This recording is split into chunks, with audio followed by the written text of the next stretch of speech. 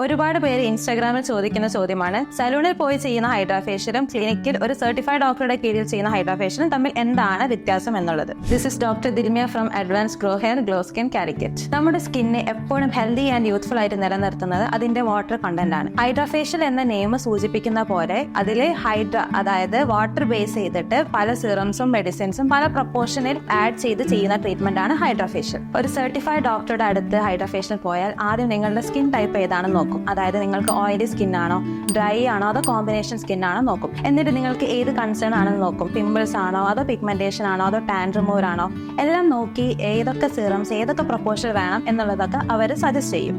അങ്ങനെയാണ് അവിടെ ഹൈഡ്രാഫേഷ്യൽ ചെയ്യുക. അതേപോലെ തന്നെ ഹൈഡ്രാഫേഷ്യൽ ചെയ്യുന്ന മെഷീൻസും നല്ല ക്വാളിറ്റി ഉള്ള ടൈപ്പ് ആയിരിക്കും. സോ എപ്പോഴും ഹൈഡ്രാഫേഷ്യൽ ക്ലിനിക് സെറ്റപ്പിൽ ചെയ്യാൻ ശ്രമിക്കുക. നോർമൽ ഫേഷ്യലിൽ ക്രീമും പാക്കും എല്ലാം സ്കിന്നിന്റെ പുറമെ മാത്രമേ എഫക്ട് ചെയ്യുള്ളൂ. പകരം ഹൈഡ്രാഫേഷ്യൽ ഡീപ്പായിട്ട് സ്കിന്നിനെ ട്രീറ്റ്